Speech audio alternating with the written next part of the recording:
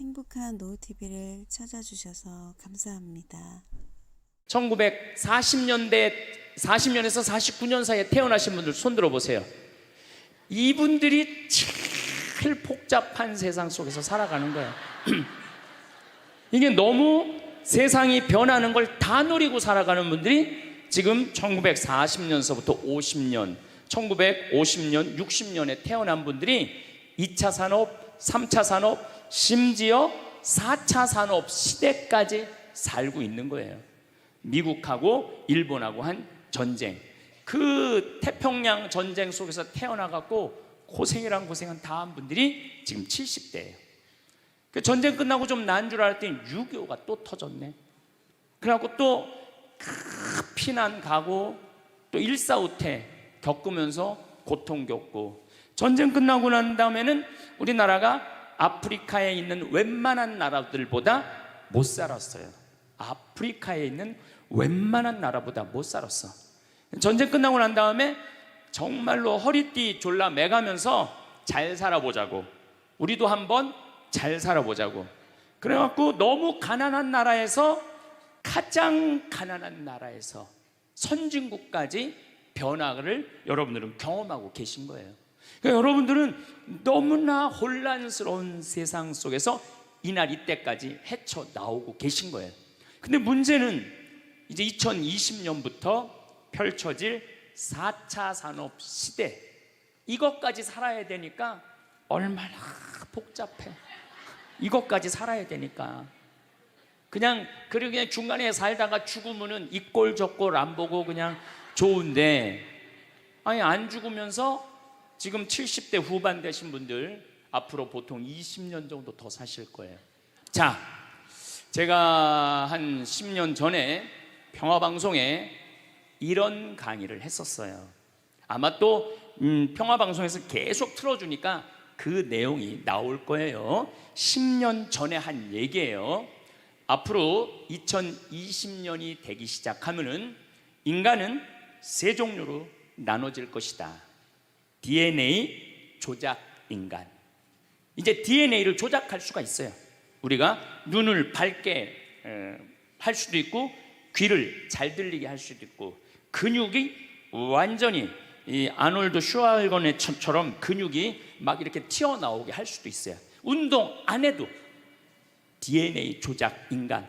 옛날에는 DNA를 한번 내가 DNA가 어떤지 검사하려고 그러면은 2억 내지 3억이 들었어. 그런데 지금은 내 DNA를 검사하는데 얼마면 검사할 수 있냐면 5만 원이면 검사할 수 있어요. 5만 원이면. 세상이 엄청 변한 거예요. 그래서 이제는 지금 태어나는 아이들은 이제 아파서 병원 가는 일은 거의 없을 거예요. 미리 병원에서 전화를 해요. 너 요때쯤 심장마비가 올 DNA가 있다. 와서 고쳐라. 그럼 DNA 조작만 하면 심장마비가 넘어가는 거예요. 그러니까 안젤리나 졸리라는 미국의 영화 배우가 있어요. 2010년에 유방을 잘랐어요.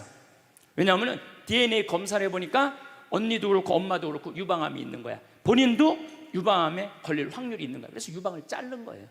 그러니까 미리 병을 예방을 하는 시대가 오는 거예요. 그게 DNA 조작 인간이에요. 근데 우리 교회는 그런 걸 절대 허락하지 않죠. 절대 허락하지 않는데 절대 현대인들은 할 거라는 거예요. 그 다음에 두 번째 인간은 어떤 인간이냐면 사이버 인간, 기계 인간이에요. 인공지능 로봇 인간. 그래갖고 이 인공지능 로봇 인간이 나오면은 안 그래도 1940년서부터 지금까지 복잡다단한 세상을 살아왔는데 이제 로봇하고 같이 살게 되는 세상이 이제 곧 되는 거죠. 그리고 이제 세 번째 인간은 오리지널 인간. 여러분들, 저나 여러분들. 근데 누가 제일 떨어지느냐? 오리지널 인간이 제일 떨어질 거예요. 그래서 앞으로는 이제 어떤 세상이 제일 걱정되는 게 뭐냐면은 로봇가 공장에서 일하는 거예요. 로봇가 공장에서 일을 하게 되면은 많은 노동자들은 일자리를 잃어버려요. 현재 몇 명 정도 일자리를 잃어버릴 걸로 예상을 하느냐면 8억 명 정도가 일자리를 잃어버린대. 8억 명. 그러니까 노동자의 4명 중에 1명은 일자리를 잃어버리는 거. 이거 보통 심각한 문제가 아니에요. 그래서 이제 웬만한 사람들은 공장에서 일할 수가 없어. 누가 다 일을 해?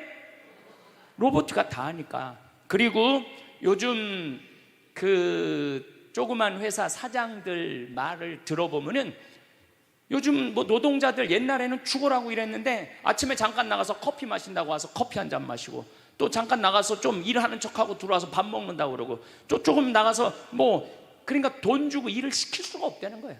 그러니까 만약에 로봇가 일을 하면은 사람을 시키겠느냐, 로봇을 시키겠느냐? 당연히 로봇을 시키는 거죠. 그러니까 점점 사람이 일자리를 빼앗길 것이라는 거예요. 로봇을 쓰는 사장들은 돈을 어마어마하게 벌고, 그런 자본이라든지 그런 능력이 없는 사람들은 무지무지하게 가난하게 사는 거예요. 이제 앞으로 여러분들이 5년 후, 10년 후에 볼 세상이 그렇다는 거예요. 그래서 요즘 세계적으로는 어떤 정치적인 시도를 하느냐면은, 그럼 일자리 없는 사람들은 먹고 살아야 될 거 아니야, 사람인데. 그래서 로봇한테 세금을 매기는 거예요. 그래갖고 로봇가 만약에 일을 하면은 저 로봇한테 100만 원 세금을 매기는 거야, 그 로봇한테. 그래갖고 그 100만 원을 누구한테 줘? 일 못하는 사람한테 주는 거예요. 그게 기초생활 수급이라는 거예요. 기초생활 수급.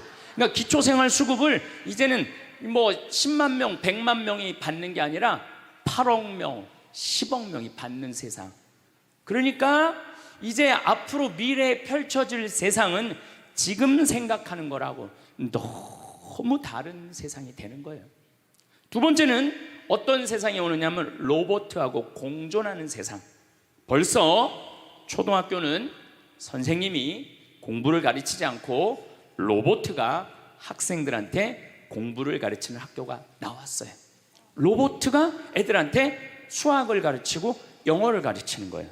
발음도 훨씬 좋고, 그리고 이 로봇의 장점은 뭐냐면은 차별하지 않아.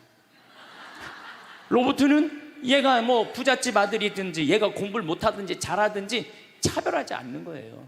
그리고 웬만한 선생님보다 훨씬 잘 가르친다는 거예요.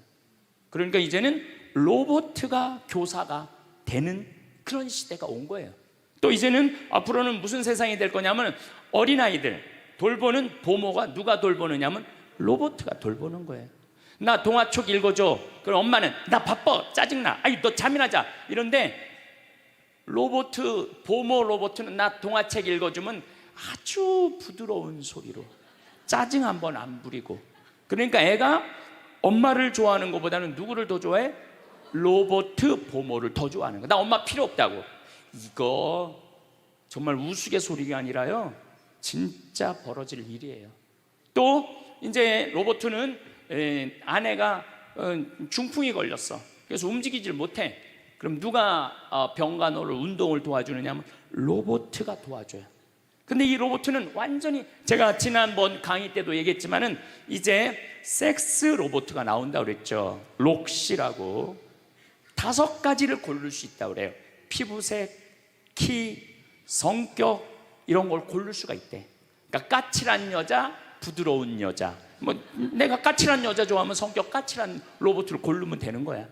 근데 문제는 아내가 아파. 남편은 나가서 돈 벌어야 돼. 그래서 로봇을 하나 도우미 로봇을 했어. 근데 이 로봇은 아내를 너무 따뜻하게 해주는 거야. 그러니까 아내는 자꾸 남편한테 실망하는 거야. 자기 힘들다고 들어가서 자고. 근데 로봇은 나 좀 주물러 달라 그러면 언제든지 와서 주물러 주잖아요. 그러니까 남편한테 당신 나 필요 없다고, 나 이혼하고 싶다고. 그러니까 로봇하고 사람하고 혼동하는 세상이 오는 거예요. 로봇하고 사람하고. 그리고 더욱 2040년이 되면은 이 로봇가 감정까지 느껴. 사랑까지 할 수 있다는 거예요. 사랑까지. 아내 역할을 다 할 수 있는 세상이 온다는 거예요. 저 신부님 너무 앞서 나가는 거 아니야. 앞서 나가는 거 아니에요. 지금 미래 과학자들은 다 그런 세상이 온다고. 근데 이게 먼 미래가 아니라 바로 코앞에 와 있다는 거예요. 바로 코앞에 와 있다는 거예요. 3D 프린터기로 콩팥 만들 수 있어요. 간 만들 수 있어요. 요즘 시도하는 건 심장까지 만들어 갖고, 이제 앞으로는 이제 여러분들이 이제 한 90살쯤 되면은 85살쯤 돼도 그럴지 몰라. 생일날 아버지 이번 생일에 아버지 간 좀 갈아드릴게요. 그래갖고 간 갈아주고, 내년에는 심장 갈아드릴게요. 심장 갈아주고. 그런 세상이 올 가능성이 굉장히 많아요. 그럴 세상이. 참 이게 오래 사는 게 2045년까지만 살면은 안 죽는다는 거예요. 2045년. 그러니까 내가 80살까지만 나도 살면 어떻게든지 버티면은 안 죽을 수 있다는 거. 80살까지만. 앞으로 펼쳐질 세상에 가장 걱정스러운 게 뭐냐면은 수명 연장이에요. 수명 연장. 여기 계신 분들 중에 아까도 말씀드렸지만은 100살, 120살, 정말로 재수 없으면은 200살까지 살 수 있는 분들이 많습니다. 실질적으로 많아요. 근데 여러분들 오래 사는 거 좋을까요? 내가 많은 분들이 오래 살길 원해요. 안 죽는 걸 원해요. 근데 내가 만약에 앞으로 뭐 길게 안 보고 딱 120살까지 산다고 보면 내가 앞으로 67년 정도 더 살면은 120살 되거든요. 67년. 근데 내가 앞으로 67년 동안 사는 동안 불면증이 있어. 매일 밤마다 잠이 안 와. 67년 동안. 그 여러분들 좋을 것 같아요? 내가 정말로 마음 안에 미움이 너무너무 꽉 차 있어. 67년 동안 계속 미움 속에서 살아. 분노가 꽉 있어. 67년 동안 분노 속에서 항상 좌절감을 맛보고 있어. 우울하고 있어. 내가 우울해. 또 조울해. 어떨 땐 좋을 땐 너무 좋고 싫을 땐 너무 싫고, 그렇게 막 up and down, up and down 그러면서 앞으로 50년, 60년 사는 거 좋아요? 그렇게 성숙함이 없이 살 거면 그냥 지금 죽는 게 나아. 지금 죽는 게 나아요. 내가 앞으로 60년 동안 살면서 매일매일 감동하고 매일매일 행복하고 매일매일 감사하고 매일매일 사랑한다면 앞으로 60년 사는 거 괜찮겠죠. 그런데 60년 내내 잠도 못 자고 미움 속에서, 자식들 원망 속에서, 외로움 속에서, 배신 속에서, 불행 속에서 오래 사는 거 좋아요? 적당한 나이에 죽는 거 내가 보기엔 그 축복이에요. 그래서 여러분들은 이제 나는 이 복잡한 세상 속에서 사는 것도 중요하지만 어떻게 죽을 거냐, 이 시나리오를 잘 준비해야 돼요. 난 어떻게 죽을 거냐. 나는 생일날 애가 심장 갈아준다면 나 그거 필요 없다. 내 생일 선물로 그 심장 필요 없다. 그냥 나는 하느님이 주신 생명, 그 수명 그대로 살다가 그냥 행복하게 떠날 거다. 그런 마음이 중요해요. 근데 우리가 성숙하지 못하면은 그냥 무조건 안 죽으려고만 용을 쓰는 거예요. 또 하늘나라에 대한 희망이 없는 사람들이 안 죽으려고 그러는 거예요. 아니 지금 있는 것보다 하늘나라 올라가면 훨씬 행복하면은 안 죽을 이유가 뭐 있어? 죽으면 되지. 그냥 사는 날까지 즐겁게 살다가 죽는 날 즐겁게 죽으면 되는 거예요. 이 훈련이 꼭 필요해요. 여러분들 이게 뭐 요즘 알고리즘 그러는데 그건 다 제쳐두고 내가 인생의 설계가 필요해. 나는 몇 살까지 살다가 더 이상 치료받지 않고 암이 걸리면은 안 갈고, 그냥 안 갈고, 간 안 갈고, 신장 안 갈고, 췌장 안 갈고 그냥 하느님 품으로 간다는 생각이 아주 중요하다는 거예요. 제가 보기에는 한 87세까지 살다가 죽는 게 제일 좋은 것 같아. 87세. 아주 딱 좋은 나이가 87세예요. 죽기 딱 좋은 나이가 87세 같아. 그거 넘었으면은 정말 안 보이고 안 들리고 불편해요. 그래서 87세까지 건강하게 살다가 행복하게 떠나는 그런 마음가짐이 제 생각에 참 중요한 것 같아요. 사실 지난 2017년 4월 10일 날 우리 아버지께서 세상을 떠나셨어요. 올해 떠나신 거죠. 올해 떠나셨는데 우리 아버지는 평생 쌍시옷 소리를 한 번도 하신 적이 없어요. 예, 아버지 입에서 욕을 들어봤던 적이 없어요. 쌍시옷 소리를 한 번도 들어본 적이 없어요. 자식들, 내 자식을 키울 때 매질 한 번 하시지 않으셨어요. 그리고 우리 아버지는 참 남 욕을 하신 적이 없어요.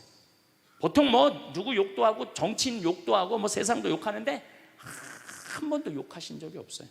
그리고 지금 요즘 아버지 생각을 이렇게 보면은 아버지한테 제일 놀라운 거는 우리 아버지가 그냥 옛날에 연초제조창이라고 담배 회사 그냥 기능 공무원이셨어요.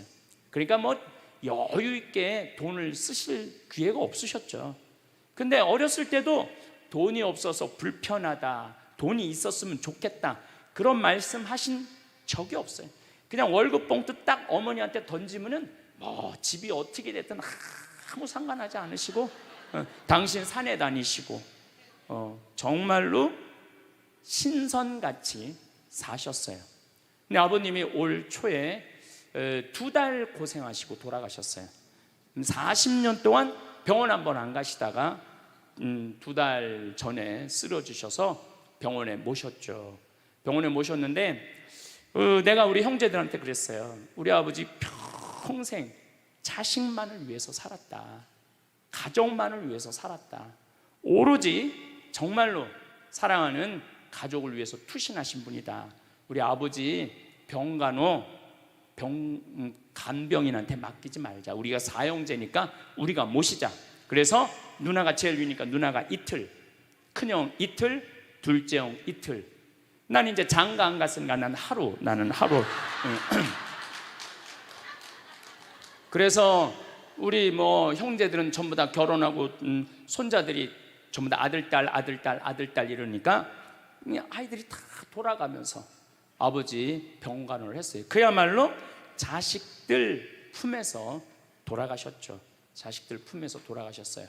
근데 아버님이 이렇게 4월 10일 날 월요일 날 쓰러지셨는데 의사들이 심폐소생술 하겠느냐고 그랬을 때 우린 싫다고 그랬어요. 왜 마지막으로 돌아가시는 아버지 갈비뼈를 다 부러뜨려? 그 정도 쓰러졌으면은 87세에 그 정도 병이시면은 이제 돌아가실 때예요. 근데 많은 경우 돌아가실 때 심폐소생술을 하게 돼 있어요. 근데 우리는 원하지 않았어요. 네 자식 다. 그리고 아버님이 이 골수염이라는 이 병을 앓으셨는데 좀 많이 아프신 병이에요, 마지막에. 그래서 내가 아버지 원도 한도 없이 마약 놔드렸어요. 모르핀. 왜 죽기 전에 아프면서 죽어야 돼? 마약. 그래서 조금만 아픈 기미만 보이면은 간호사한테 가갖고 마약 놔달라고, 모르핀 놔달라고. 여러분들, 죽기 전에 하느님이 인간한테 준 최고의 선물이 뭔지 아세요? 마약이에요. 마약. 그래서 호스피스 병동에서 아플 때 진통제 놔드리는 거, 마지막 효도는 마약 많이 놔드리는 거예요. 그래서 우리 아버지 돌아가시기 전에 원도 한도 없이 마약 하고 가셨어요. 원도 한도 없이. 그 조금의 고통을 덜어주는 게 내가 보기에는 효도라는 생각이 들더라고요. 아버지 이렇게 쓰러졌을 때 생명 유지 장치 하겠느냐고 의사들이 얘기를 하더라고요. 우리는 아무도 원하지 않았어요. 그냥 아버님 편안하게 보내드리고 싶다고. 왜? 우리 아버지는 참 행복하게 사셨어요. 자식들이 아버지를 너무너무 좋아하고 사랑하고. 그래서 뭐 효도를 뭐 원도 한도 없이 해드렸냐, 이럴 건 자신 있게 말씀 못 드리죠. 하지만 그래도 자식들이 아버지, 손자, 손녀들이 할아버지 너무너무 사랑했기 때문에 편안하게 보내드릴 수 있었어요. 제가 작년에 왠지 우리 아버님한테 용돈을 많이 드리고 싶더라고요. 평생 돈 한 번 넉넉하게 써보시지 못한 아버지한테 용돈 많이 드려야 되겠다. 그래서 제가 작년에는 이제 외부 강의 한 달에 한 번 하면 한 번, 두 번 하면 두 번. 아버지가 무슨 돈을 이렇게 많이 주느냐고, 신부님. 아버지 원도 한도 없이 마음껏 써보시라고. 그래서 작년 한 해 내도 그전에는 조금씩 용돈 드리다 작년에는 그냥 막 이만큼씩 드렸어요. 아버지 원도 한도 없이 쓰시라고. 마음 안에 이런 마음이 있었어요. 한번 평생 마음껏 돈 한 번 써보시지 못한 아버지 마음껏 돈 쓰시라고. 그랬다 뭐 1억을 드리거나 2억을 드린 게 아니야. 100만 원, 200만 원, 한 달에 300만 원 용돈 드린 거죠. 그러니까 아버님이 노인정에 그 노인 어르신들 밥 다 사고, 또 우리 자녀들이 그 23명인데 아버지한테 식사하러 가면은 아버지가 밥값을 다 냈대. 우리 누나가 항상 하는 얘기가 아버지 지갑에 항상 100만 원 있었대요. 그래서 얼마나 기분이 좋아. 아버지 돌아가셨을 때 노인정에서 그랬대요. 물주 세상 떠나서 어떻게 하느냐고 그랬대. 물주 세상 떠나서 어떻게 했느냐고. 아버님이 1년 동안 원도 한도 없이 즐겁게 사시다가 세상 떠난 거예요. 저는 효도도 나중에 한다는 건 다 거짓말이야. 효도하려면 언제 해야 돼? 지금 해야 돼. 지금. 부모님한테 돌아가시고 난 다음에 땅을 치고 통곡하는 거 다 소용없어요. 그냥 내가 지금 할 수 있을 때 최선을 다해서 효도하는 게 그게 효도라는 생각이 들더라고요. 어쨌거나 아버님은 쓰러지신 날 당신 스스로 걸어서 화장실 가셨어요. 아침까지. 그리고 오후 1시에 쓰러지셨어요. 그래갖고 밤 10시 41분에 돌아가셨어요. 근데 제가 아버지한테 그랬어요. 아버지 돌아가시려면은 오늘 돌아가셔야 된다고. 왜냐하면 그날이 성월요일이었거든요. 성화요일 날 돌아가시면은 장례미사를 못해요. 왜냐하면 성목요일 날은 장례미사를 못하게 돼 있어요. 성금요일, 토요일 다 장례미사 못해요. 그리고 예수부활 대축일 장례미사 못해요. 그리고 그 다음 월요일 날 장례를 해야 되는 거야. 의사 선생님은 오늘 내일 돌아가실 것 같다고 그러는데 내가 그랬어. 돌아가시려면 오늘 돌아가시라고. 내일 돌아가시지 말고. 근데 딱 10시 41분에 돌아가셨어요. 그래서 성수요일 날 아버님 장례 미사를 하는데 우리 수원교회 주교님 4분이 다 오셨어. 얼마나 그게 영광스러워요. 주교님이 4분이나 오셨으니까. 왜냐하면 성주관이니까 주교님들이 외국에 아무도 안 나가시고 교구청에 다 계셨던 거야. 얼마나 좋아요. 주교님 4분이 다 오셔서 미사를 봉헌해 주시니 얼마나 축복된 아버지예요. 또 신부님들이 많이 오셔갖고 그 성당에 수원 정작 꽃매 성당인데 꽤 그래도 큰 성당인데 신부님들이 꽉 차갖고 젊은 신부들이 지하에서 미사를 봉헌했다는 거예요. 그것처럼 축복이 어디 있어요. 그냥 하루라도 더 살라고 용 쓰다가 화요일 날 돌아가셨으면 7일장 하는 거예요. 7일장. 하루라도 더 살라고 용을 쓰셨으면. 근데 우리 아버지는 정말로 살아있을 때도 나한테 행복을 주시는데 떠나실 때도 행복하게 떠나시더라고요. 여러분들도 마찬가지예요.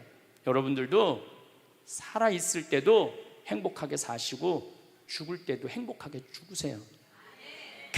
괜히 안 죽으려고 이렇게 용 쓰고 저렇게 용 쓰다가 누워서 10년 동안 똥오줌 싸기 시작하면요, 그때부터는요 지옥이야. 지옥. 여러분들은 제일 좋은 거는 자다가 주무시다가 죽는 거예요. 그런데 갑자기 돌아가시면 자식들이 너무 힘들으니까 그저 3개월 정도 앓으시다가 돌아가시면은 자식이 이별할 시간을 주는 거예요. 자식이 이별할 시간 주는데 3개월이 넘었으면 그때부터 우리 아버지 언제 죽나. 내가 며칠 전에 들은 얘기예요.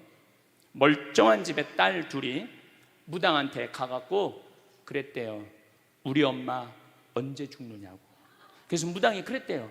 엄마가 지금 아프냐고. 안 아픈데 너무 건강한데 우리를 너무 힘들게 해갖고 언제 죽는지 너무 궁금해서 와봤다고. 이게 부모 자식지간의 일이야. 부모 자식지간의 일이야. 그러니까 여러분들은 이제 자식한테 뭘 기대서 산다는 생각 꿈도 꾸지 말고, 죽을 때도 자식한테 효도받는다는 생각 하지 말고 여러분들이 알아서 미리 써놓으세요.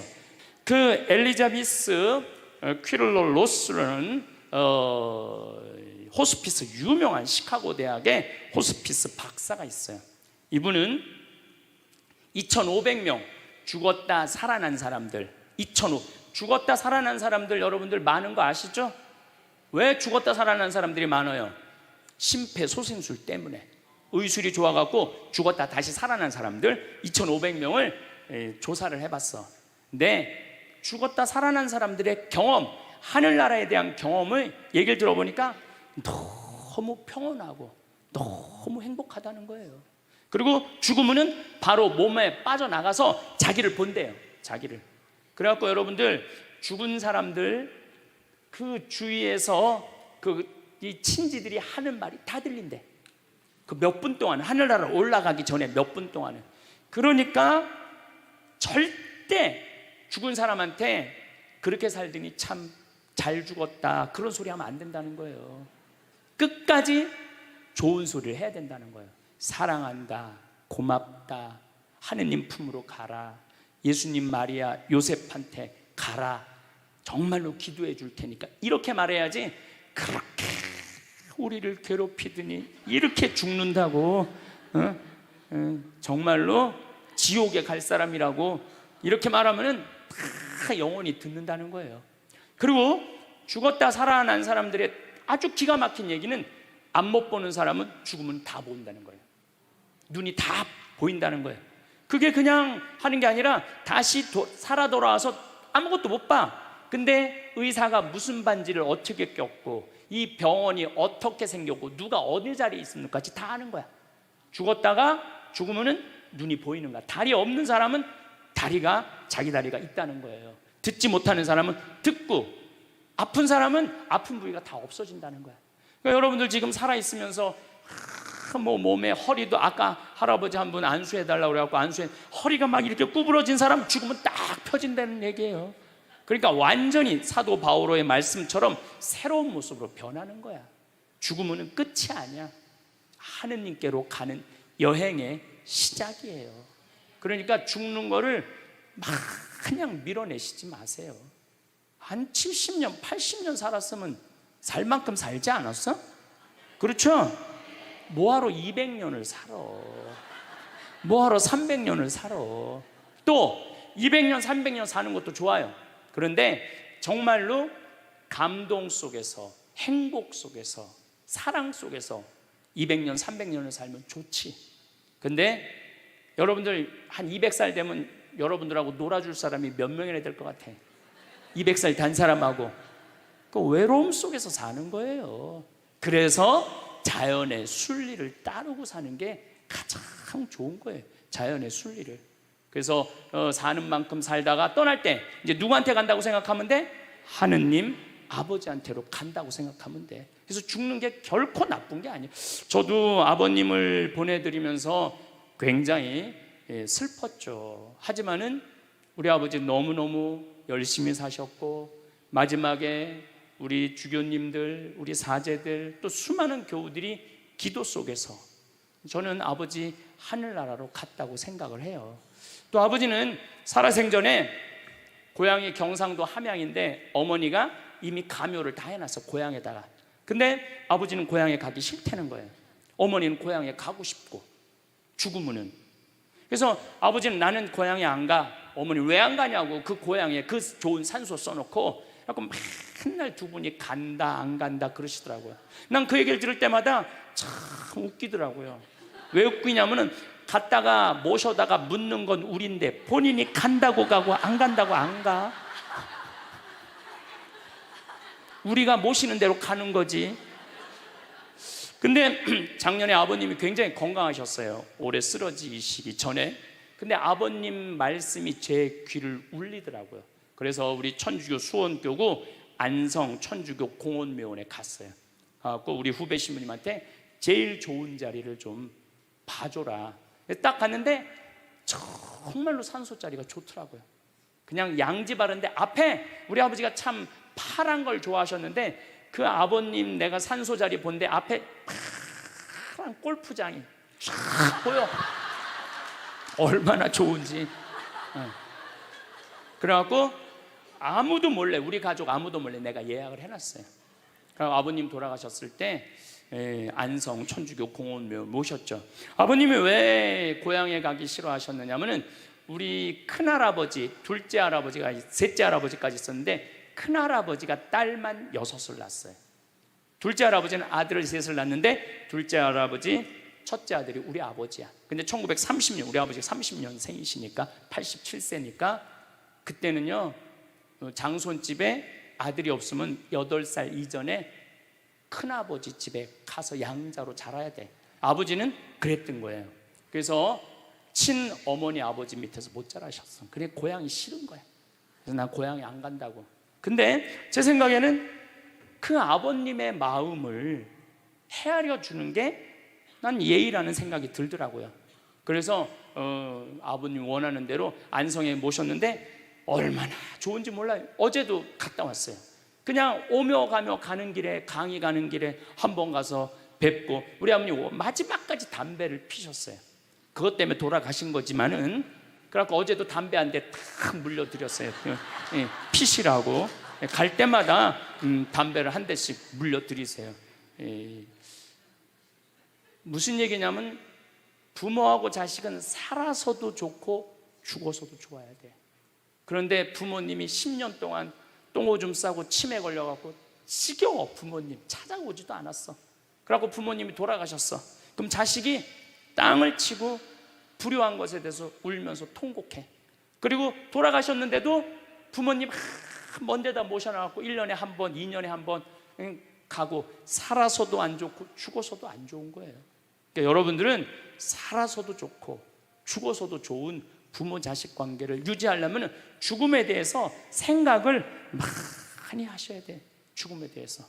근데 이제 아버님 돌아가셨는데 딱 화요일 하루 장례를 했는데 조문객들이 얼마나 많이 왔는지 밥을 7번을 했대요. 보통 장례 밥 1번 한대. 근데 밥을 7번 했대. 우리 형님 둘도 나만 활동을 많이 하는 게 아니라 형님 둘도 어마어마하게 친구가 많더라고. 보니까 우리 누님도 그렇고.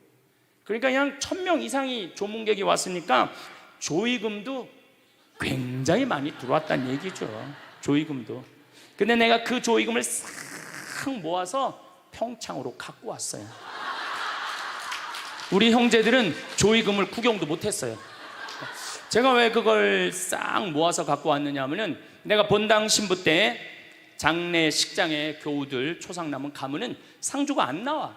왜 안 나오냐 그랬더니 저기 지금 방에 들어가고 조의금 갖고 싸운다는 거야. 네가 더 가질 거냐 내가 더 가질 거냐. 여러분들, 저는 우리 지금 대한민국이 이 변화, 제가 변화의 도전이라는 주제로 강의를 하지만 이 변화되는 세상에 생각을 바꿔야 돼요. 이제 지금 기업의 0.3%가 우리나라 총이익의 50%를 갖고 있대요. 그러면 그 0.3% 되는 대기업가들이 다 가난한 사람을 위해서, 나라를 위해서 세금을 내놔야 돼요.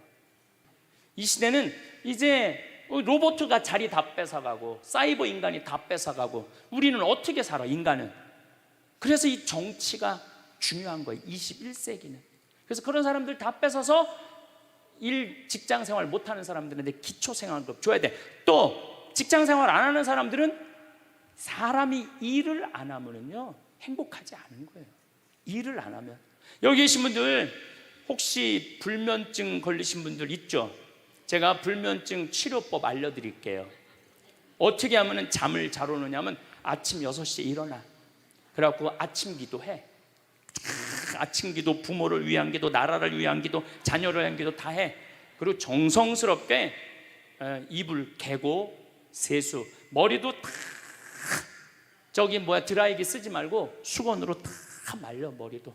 그리고 밥 정성스럽고 해 먹고, 목욕탕도 가갖고 묵직이도 5단 있는 힘 땀 다 빼고, 그리고 발차기도 하고, 목욕탕 안에서 제일 좋은 거라는 거예요. 그리고 산책하고 미사 참여하고 성서 쓰고 정성스럽게 행동을 하세요. 설거지도 정성스럽게 하고. 그러면은 저녁 8시만 되면 기절해서 자요. 여러분들이 하루 생활이 정성스럽지 않기 때문에 잠을 못 자는 거예요. 기절해서 자요. 저는 요즘 지금 목도 지금 특강을 너무 많이 해갖고 목이 쉬었는데, 요즘 이렇게 어제도 대전 강의 갔다 와서 7시만 되니까 막 눈알이 뒤집어지려고 그러더라고, 눈알이. 그러면 자는 거예요. 근데 아무것도 안 하고 그냥 가만히 움직이지 않으면요 밤에 잠이 안 오죠. 당연히 잠이 안 오죠. 그래서 정성스럽게 사는 게 중요한 거예요. 어쨌거나 하여튼 아버님 그 조의금을 싹 갖고 왔어요, 평창에.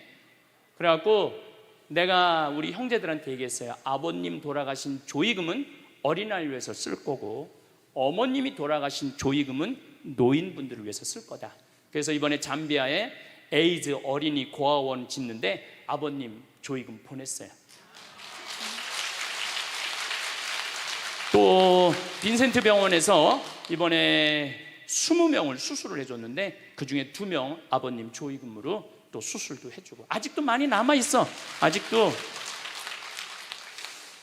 이제는 여러분들 떠날 때 자식한테 주고 떠나지 마세요. 세상에 주고 떠나세요. 어떤 세상에? 어렵고 힘들고 고통받는 사람들한테 주고 떠나세요. 그리고 미국이나 유럽은 보통 할머니들이 다 나 조의금 어디다 보내라, 어느 수도원에 보내라, 어느 고아원에 보내라, 어느 장애시설에 보내라, 다 그런 데는 거예요. 대한민국 사람들만 죽을 때까지 이기적으로 죽는 거예요. 살아서도 이기적으로 살고 죽을 때도 이기적으로 죽는 거예요. 그래서 하여튼 우리 형제들은 조의금 구경도 못했어. 대신 내가 우리 형제들한테 보내준 선물이 있어요. 조의금 명단은 다 보내줬어. 타이프 쳐갖고. 갚아야 될 거 아니야. 갚아야 될 거 아니야. 되게 죽은 사람들의 경험을 들어보면은, 내가 이 퀴블러 로스라는 이분 책을 요즘 계속 읽고 있는데, 기가 막힌 거는 딸이 죽었어. 근데 다시 살아났어. 근데 이 딸이 아빠 엄마한테 얘기하는 거. 엄마 아빠 내가 죽었는데 오빠가 나를 너무 행복하게 기다리고 있어. 그래서 그 오빠랑 놀았는데 너무너무 행복했어. 근데 이 엄마 아빠는 너무너무 놀란 거예요. 왜 놀랐느냐 하면은 이 아이가 태어나기 전에 오빠가 죽어갖고 단 한 번도 오빠 얘기를 한 적이 없거든. 근데 죽어서 그 오빠가 기다리고 있는 거예요. 그러니까 이 기가 막힌 노릇 아니에요. 또 이런 경우도 있었다고 그래요. 어떤 경우가 있었느냐면은 교통사고가 났어. 여동생, 오빠, 아빠가 했는데 오빠하고 아빠는 죽은 거야. 이 여동생은 다 기절한 상태에서 죽었는지 안 죽었는지 확인할 길이 없잖아요. 근데 다시 죽었다고 생각하고 병원에 가서 살아났어. 근데 이 여동생이 엄마 너무 슬퍼하지 마. 하늘나라에서 오빠하고 아빠가 날 기다리고 있어. 너무 행복해. 근데 얘는 오빠하고 아빠가 죽었는지 모르는 상태에 혼수 상태인데 그걸 아는 거예요. 근데 여기 특징 중에 하나는 죽어서는 살아있는 사람은 절대 못 본대요. 죽은 사람만 본다는 거예요. 죽은 사람만 하늘나라에서 본다는 거예요. 그래서 여러분들도 세상 떠나면은 하느님 기다리고 있고 너무 행복한 나라로 가는 거예요. 그러니까 죽음은 그 번데기가 이 알을 까고 자기 껍데기를 까고 나비가 되는 것처럼 지금보다도 훨씬 아름다운 세상으로 가는 게 죽음이에요. 이제 21세기는 안 죽는다고 100살을 사니 200살을 사느니 좋은 게 아니에요. 100살, 200살 동안 불면증, 우울증, 미움, 분노, 외로움, 심심함으로 사는 것보다 그냥 한 70, 87세까지 살다가 죽어갖고 행복하게 먼저 떠난 사람들하고 하느님 품에서 행복하게 사는 게 좋죠. 그래서 여러분들 이제 행복하게 살다가 행복하게 떠나셔야 돼. 그리고 제가 늘 말씀드리지만 나중에 행복하지 마세요. 언제 행복해? 지금 행복하세요. 지금. 나중에 돈 쓰지 말고 언제 써? 지금 쓰세요. 지금. 그리고 여기 있는 분들 지금 얼굴을 보니까 돈 쓸 수 있는 마지막 얼굴들이 많다니까. 마지막 얼굴들이 많아. 그리고 우리나라는 이제 드디어 3만 달러를 넘어서요. 선진국 대열에 들어서요. 선진국에 들었으면은 어르신들, 노인분들 연금 지금 20만 원에서 60만 원, 70만 원으로 다 올라가요. 그러니까 돈 없는 거 걱정하지 마세요. 여러분들이 엉뚱한 사기에만 안 당하면은 먹고 사는데 아무 지장 없어. 욕심만 안 부리면은 충분히 행복하게 살 수 있어. 그리고 이렇게 강의 따라다니면서 배우는 여러분들, 진리를 목말라 하는 여러분들은 앞으로 행복하게 사실 수 있으세요. 예.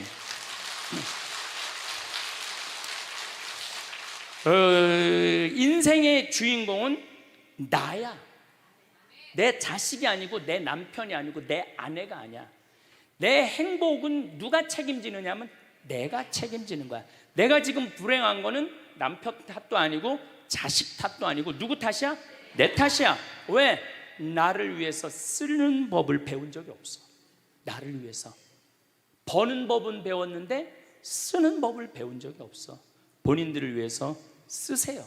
자, 1960년대 70년대는 열심히 살아야 돼. 너 정말로 아끼고 살아야 돼. 가난했을 때 얘기예요. 이제 3만 달러가 넘었을 때는 이제는 재밌게 살고 행복하게 살고 의미 있게 살고 나누고 살아야 돼. 언어가 이제는 바뀌어야 돼. 그래서 여러분들 정말로 이제는 의미 있고 재미있고 행복하게 생활하시길 바라겠습니다.